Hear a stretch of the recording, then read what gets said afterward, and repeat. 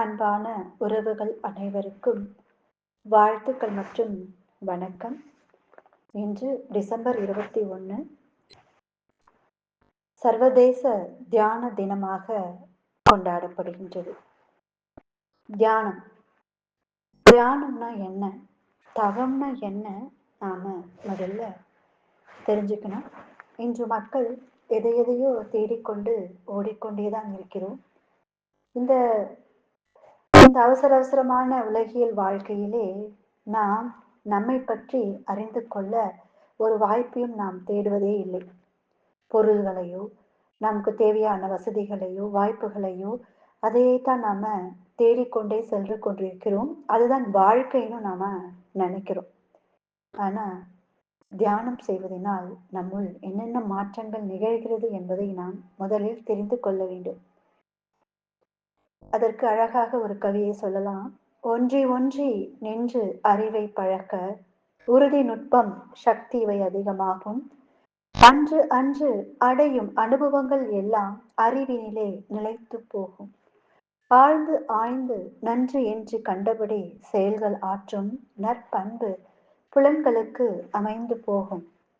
என்றென்றும் கருவிடத்தே அறிவை ஒன்றும் இயற்கை முறை சிறப்புடைத்து ஈதே தவமாகும். தவத்திற்கு அழகான ஒரு கவியை நம் வேதாத்ரி ஐயா கொடுத்திருக்கார். அதாவது ஒன்றி ஒன்றி நாம அறிவை பழகும்போது நமக்குள்ள என்ன மாற்றங்கள் வருமான்னு பார்த்தீங்கன்னா, முதல்ல உறுதி வரும், நமக்குள்ள உறுதி நுட்பம் வரும், சக்தி இவை எல்லாம் அதிகமாகும்னு சொல்றாங்க.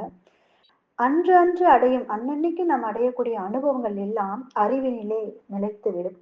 அப்ப அறிவில நிலைத்து போகும்போது எது நல்லது, எது கெட்டது, எந்த செயல் செய்தால் நமக்கு நன்மை பயக்கும், எந்த செயல்கள் செய்தால் நமக்கு துன்பம் வரும் என்பதை ஆழ்ந்து ஆய்ந்து நன்று எது என்று நம்மால் கண்டுபிடிக்க முடியும். கண்டுபிடித்து அந்த செயல்களை ஆற்றக்கூடிய வல்லமை எப்போ வரும் பார்த்தீங்கன்னா, தியானம் செய்வதால் மட்டுமே வரும். அந்த இது தொடர்ந்து நம்ம செய்யும் பொழுது அந்த நற்பண்பு நம்முடைய ஐம்புலன்களுக்கு தானாகவே அமைந்து போகும் அப்படின்னு அழகா சொல்லியிருக்காங்க. ஆமாங்க. நாம இந்த தவம்னா என்ன, தியானம்னா என்ன அப்படின்றத அழகாக தெரிஞ்சு கொள்ளணும்.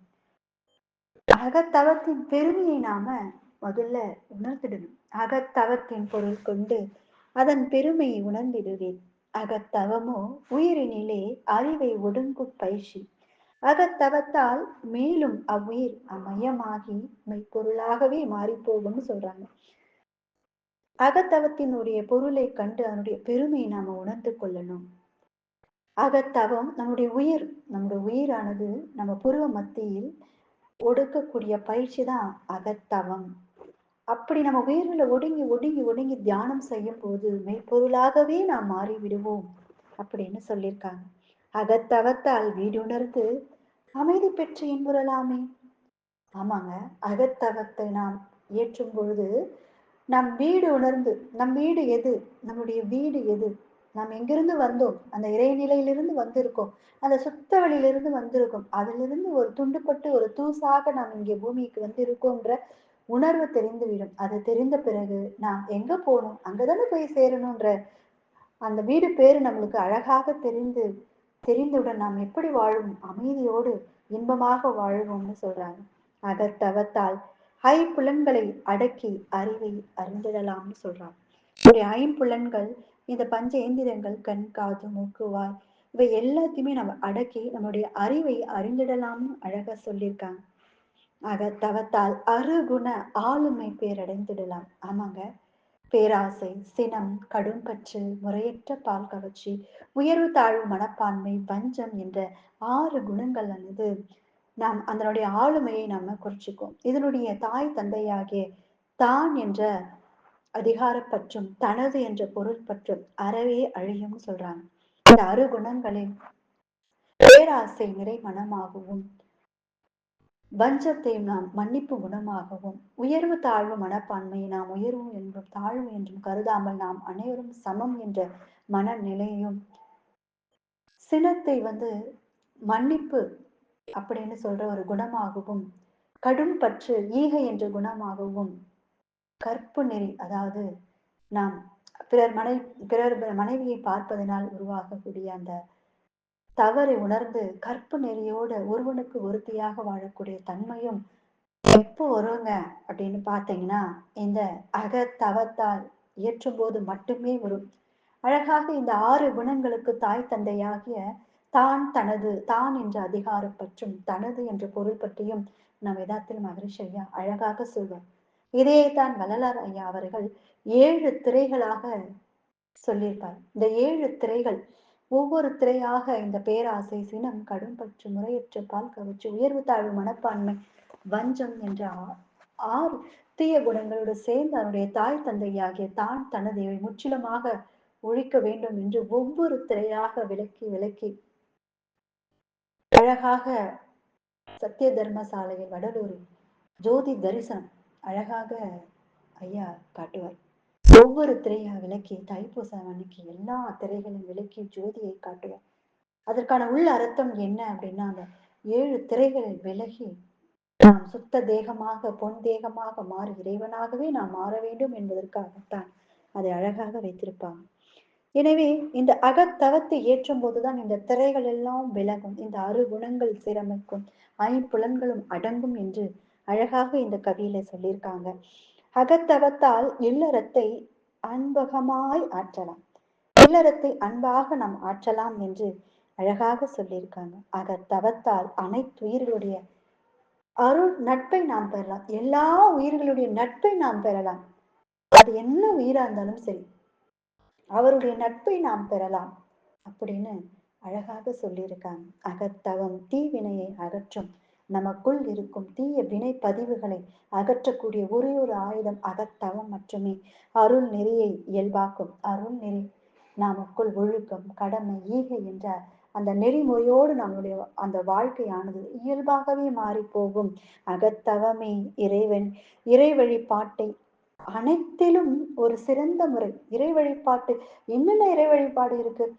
நம்ம பார்த்தீங்கன்னா, இப்போ ஒவ்வொரு சீசன் தகுந்த மாரி நம்ம முருகர் கோயிலுக்கோ, நம்ம ஐயப்பன் சாமி கோயிலுக்கோ, நம்ம சிவபெருமான் கோயிலுக்கோ, நம்ம பெருமாள் கோயிலுக்கோ, அந்தந்த மாதங்கள் அந்தந்த விரதம் இருந்து நாம் எத்தனை இறை வழிபாட்டு பண்றோம். அதை எல்லாத்தையும் விட மிக ஒரு சிறந்த முறைதான் இந்த அகத்தவம்.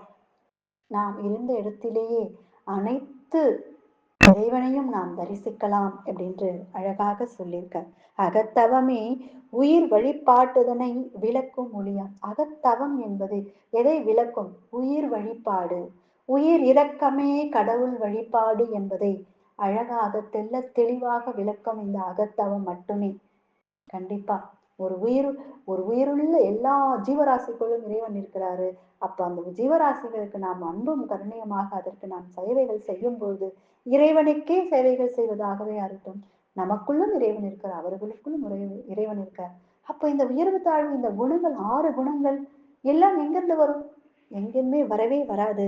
இது எல்லாத்துக்கும் அந்த விளக்கும் அந்த இந்த அகத்தவம் ஏற்றும் போது இது அனைத்துக்கும் நமக்கு அழகாக பதில் கிடைக்கும். அகத்தவமே மதங்கள் எல்லாம் அடைய விரும்பும் முடிவு. கண்டிப்பா அகத்தவம் மட்டுமே. இப்ப நம்ம பார்த்தீங்கன்னா, நம்ம முஸ்லிம்ல பார்த்தீங்கன்னா, 5 வேளை தொழுகை செய்றாங்க. நம்ம கிறிஸ்டின்ல பார்த்தீங்கன்னா, வாரம் ஒரு முறை ஜெபம் செய்றாங்க.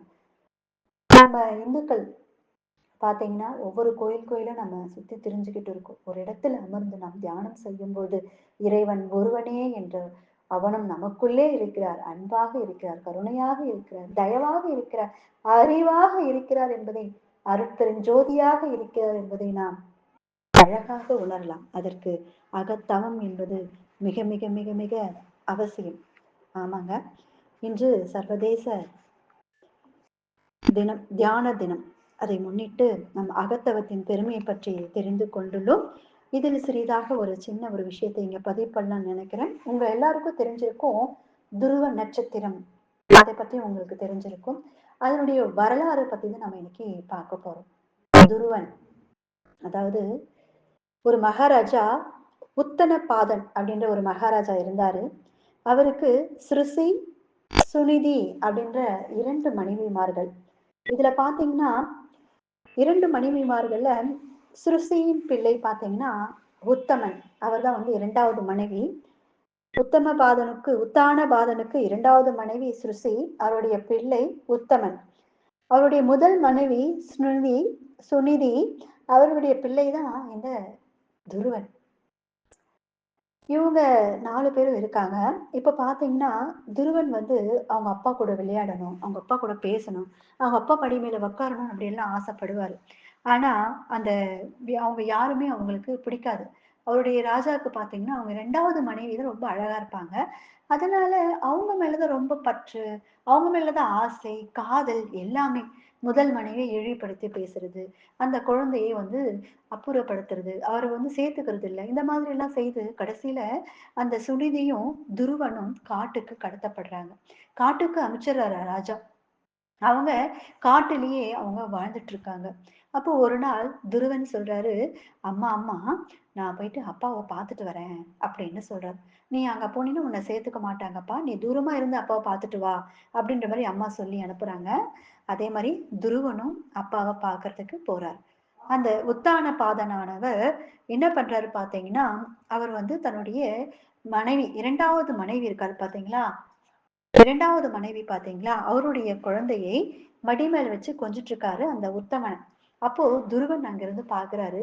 ஓடி போயிட்டு அப்பா மடி மேல உட்காரலான்னு சொல்லிட்டு ஆசையோடு போறாரு. ஆனா, அங்க என்ன நடந்தது பார்த்தீங்கன்னா, அவருடைய தந்தை அவரை நிராகரிப்பு செய்கிறார். அது மட்டும் இல்லாம அவருடைய சித்தி, அவங்க ருசி இருக்காங்க இல்லையா?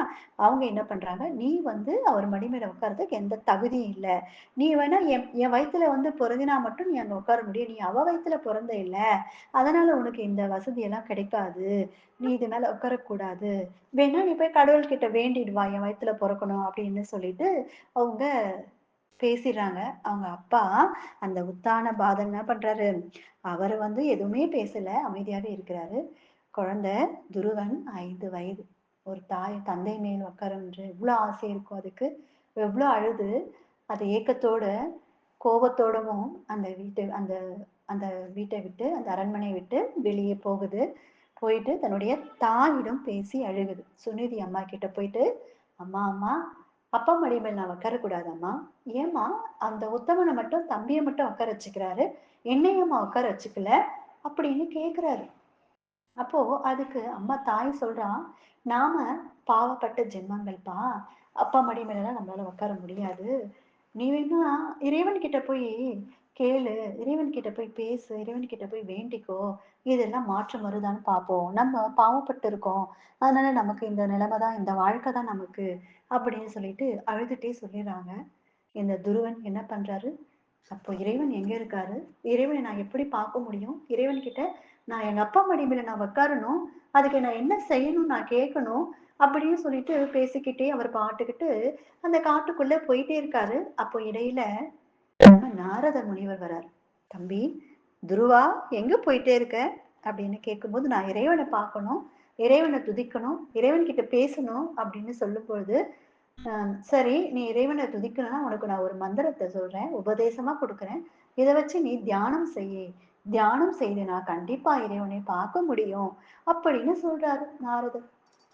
சரியும் அந்த குழந்தை என்ன பண்ணுது? அழகாக அந்த மந்திரத்தை சொல்லுது. ஓம் நமோ பகவதே வாசுதேவாய. இந்த மந்திரத்த நம்ம நாராயணன், அது நாரதர் சொல்லிட்டு போயிறாரு. ஒரு மாதம் ஃபுல்லுமாவே துருவன் என்ன பண்றாரு, இந்த மந்திரத்த சொல்லிக்கொண்டே, பசி எடுக்கும்போது பழம், அந்த கிழங்குகள் இதெல்லாம் சாப்பிட்டுக்கிட்டே அவர் இருக்காரு. சிறிது 1 மாதம் காலம் ஆகிறது. ஆனா இறைவன் வரவில்லை. சரி, நம்ம பழம்லாம் சாப்பிடுறோமே! அதனால தான் இறைவன் வரலையோ! சரி, சரி. நாம இப்போ பழமெல்லாம் சாப்பிடக்கூடாது. இந்த காய்ந்த இலைகளை, சருகுகளை நம்ம சாப்பிட்டு, நாம தியானம் செய்யலாம். அப்பவாச்சும் இறைவன் வருவாரா பார்ப்போம். அப்படின்னு சொல்லிட்டு அந்த குழந்தை சாப்பிடுறத விட்டுட்டு, இலைகளையும், தழைகளையும் சாப்பிட்டு விட்டுட்டு, தியானம் செய்து, ஓம் நமோ பகவதே வாசுதேவாய. அழகா 2வது மாசம் தவம் பண்ணுதுங்க. அப்பவும் இறைவன் வரல. சரி, நாம இந்த இலைய கூட சாப்பிடக்கூடாது போல இருக்குது. தண்ணி மட்டும் குடிச்சுக்கலாம். தீர்த்தம் மட்டும் குடிச்சுக்கலாம் அப்படின்னு சொல்லிட்டு, அங்க இருக்கிற ஓடை நீர்கள்ல அழகா தண்ணிய அருந்திட்டு, அருந்திட்டு மறுபடியும் 3வது மாசமும் ஓம் நமோ பகவதே வாசுதேவாய அப்படின்ற மந்திரத்த சொல்லிட்டே நாராயணனுக்காக வேண்டி பதைக்குது. தியானம் செய்யுது அந்த குழந்தை துருவன் 5 வயது குழந்தை. என்ன அழகு பார்த்தீங்கன்னா, கடைசி அப்பவும் இறைவன் வரல. சரி நம்ம தண்ணி கூட குடிக்கக்கூடாது. நம்முடைய மூச்சுக்காற்று மட்டுமே நம்ம கவனிச்சுக்கிட்டே நம்ம அந்த மந்திரத்தை உச்சரிக்கலாம் அப்படின்னு சொல்லிட்டு 4வது மாதமும் அந்த மந்திரத்தை உச்சரித்துக் கொண்டே இருக்கிறது. அப்பவும் இறைவன் வரல. 5வது மாதம் மூச்சுக்காற்றையும் நிறுத்தி அந்த அதனுடைய தன்மையை அந்த மூச்சுக்காற்றுடைய அளவு குறைந்து குறைந்து குறைந்து புருவ மத்தியிலேயே நிற்கிறது. அங்கேயே ஜோதியாக நிற்கிறது. அப்போ அந்த குழந்தை ஓம் நமோ பகவதே வாசுதேவாய இந்த மந்திரத்தை அந்த மாதம் ஃபுல்லா சொல்லுது. அதனுடைய கனல் அவங்களுடைய ஊருக்கெல்லாம் போகுது, அரண்மனைக்கெல்லாம் போகுது. எல்லாருமே துருவன் ஒரு பெரிய சக்தியா மாறிக்கொண்டிருக்கிறதை உணர்ந்து தன் தவறை உணர்கிறார்கள். அது மட்டும் இல்லாமல் இந்திரலோகத்தில் உள்ள இந்திரன் பயப்படுகிறார். அவர் ஐந்து இந்திரங்களையும் அடக்கி தவம் செய்து கொண்டிருக்கிறார். அவருக்கு ஏதாவது செய்யுங்கள் இறைவான்னு சொல்லிட்டு அவருடைய இறைவன் கிட்ட போயிட்டு நாராயணரை கிட்ட போய் பதிவிடுறாரு. நாராயணன் அவருடைய கனல் தாங்க முடியாமல் ஒரு 5 வயது குழந்தையுடைய தியான சக்தியை தாங்க முடியாமல் இறைவன் கீழே இறங்கி வராரு. கீழே இறங்கி வந்தோடனே என்ன சொல்றாரு தெரியுங்களா? துருவா அப்படின்னு கூப்பிடுறாரு. அழகா குழந்தைய கூப்பிட்ட உடனே இங்க வா அப்படின்னு சொல்லி தன்னுடைய மடி மேல அமர வச்சிடுறாரு. என்ன அழகு பாத்தீங்களா? அந்த குழந்தைகிட்ட உனக்கு என்ன வேணும்பா துருவா அப்படின்னு கேட்கிறாரு.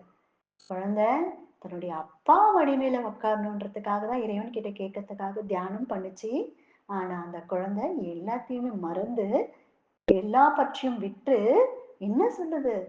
இறைவா உன் மடி மேலே அமர்ந்திருக்கிறேனே, இதுவே நான் பெற்ற பாக்கியம். நான் உன் அருகிலேயே இருக்க வேண்டும். இந்தவே எனக்கு போதும்னு சொல்லுது. பாத்தீங்களா? ஒரு தாய் தந்தை தந்தை மடியில உட்கார முடியாத குழந்தை இறைவனுடைய மடியிலேயே உட்காருது. அதுக்கு என்ன காரணம்? தியானம், தவம், கடும் தவம் செய்து இறைவனை இறைவனுடைய மடியிலே உட்காரக்கூடிய ஒரு 5 வயது குழந்தையை எவ்வளவு தியானம் சக்தியோடு அது தியானம் செய்து அதனுடைய ஆற்றல் எப்படி பரவி இருக்கு பாத்தீங்களா? நாம இதை புரியாம இந்த உலகத்தில உலகியல் வாழ்க்கையில சிக்கி எதை எதையோ தேடி திரிந்து கொண்டிருக்கின்றோம். இது வேணும், அது வேணும். என்ன எது எல்லாம் இருந்தும் எனக்கு பத்தல, எனக்கு பத்தல, எனக்கு போதல. என்ன அழகு அந்த துருவன் குழந்தை. ஐயா சொல்றாரு இறைவன், துருவா நீ போ, உங்க நாட்டுக்கு போ. நீ நாட்டுக்கு போயிட்டு நீ தான் அரசவை ஆளணும். ஆளுட்டு அதுக்கப்புறமா நீ என்ன பண்ணணும்? நீ வந்து துருவ நட்சத்திரமாக என் அருகிலேயே இருப்பாய். நீ எல்லாருக்கும் வழிகாட்டியாக இருப்பார். இறைவனை தேடி வருபவர்களுக்கு நீ வழிகாட்டியாக இருப்பார். கடலில் செல்பவர்களுக்கும் ஆளுமைகளுக்கும் நீ வழிகாட்டியாக வடகிழக்கில் நீ வந்து என்றும் மரணமில்லாத நீ பெருவாழ்வு வாழ்வாய். உன்னுடைய அருகில் உன்னுடைய தாய் சுனிதி அவர்களும் ஜொலித்துக் கொண்டிருப்பார்கள். நீ இறைவன் நீ வந்து இந்த வான்காந்தத்தில் இந்த பிரபஞ்சத்தில் நீ ஜொலித்துக் கொண்டிருப்பாய் துருவ நட்சத்திரமாக என்று வரம் கொடுத்து விட்டு செல்கிறார். அப்புறம் அந்த துருவன் குழந்தை 5 வயது குழந்தை தன்னுடைய நகரத்துக்கு செல்கிறது. எல்லாருமே அவருடைய பிரகாசத்தை தாங்க முடியாமல் அனைவரும் அவருடைய பாதத்தை தொட்டு வணங்குகிறார்கள். அவர் தந்தையும் திருந்துகிறார். அந்த சிம்மாசனத்தில் உட்கார்ந்து அவரை ஆட்சி புரிய செய்கிறார்கள். தன்னுடைய சித்தி சுருசி மற்றும் தன்னுடைய தம்பி உத்தமன் அவர்கள் தீயில் இறந்து விடுவதாக ஒரு செய்தி இருக்கிறது. அது என்ன தெரியல. ஆனா அவர்கள் எல்லாருமே திருந்தி வாழ்கிறார்கள். துருவன் தன்னுடைய 5 வயதிலேயே பற்றற்ற இந்த உலக சமுதாயத்தில் அந்த ஊருக்காக நன்மையை செய்து அரசவை ஆண்டு அதுக்கப்புறம் இறைவனோடு ஐக்கியமாகி துருவ நட்சத்திரமாக இன்றளவும் வானத்தில் ஜொலித்துக் கொண்டிருக்கிறார். அவர் அருகில் அன்னை சுனிதி அவர்களும் ஜொலித்துக் கொண்டிருக்கிறார். என்ன அழகு பாத்தீங்களா? ஒரு தியானம் எவ்வளவு பெரிய வல்லமை கொண்டது, எவ்வளவு அழகு. எல்லாத்தையும் விட்டு நம்ம போக வேண்டிய அவசியம் இல்லை. இறைவனுக்காக நாம் நினைந்து நினைந்து உருகி உருகி அழுது அழுது ஒரே இடத்துல நின்று நாம் தியானம் செய்யும் பொழுது நாமளும் அந்த இறைத்தன்மையாகவே மாறி இறைநிலவாகியே மாறி நாம் அன்பும் கருணையாகவே நாம் மாறுவோம். மரணமில்லா பெருவாழ்வை அடைவோம் என்பது எந்தவித மாற்று கருத்தும் இல்லை. இந்த சர்வதேச தியான தினத்தில் இதை அனைவரும் தெரிந்து கொண்டு வாழ்க்கையில் இவ்வளோ நாள் நீங்க போலனாலும் பரவாயில்ல. இனிமையாவது இந்த தியான மன்றங்களை நாடி சென்று தியானம் செய்யுங்கள். அல்லது வீட்டிலேயே அமர்ந்து கண்களை மூடி தன்னுடைய மூச்சுக் காற்றை கவனித்து இறைவனை புருவ மத்தியில் நிறுத்தி நீங்கள் பார்க்கும்போது அதனுடைய இன்பம் அலாதியாக இருக்கும். நீங்க வாழ்க்கையில் வெற்றியும், மகிழ்ச்சியும், மனநிறைவும் பெற்று வாழ்வீர்கள். சிந்தனை செய்யுங்கள். வாழ்க வளமுடன்.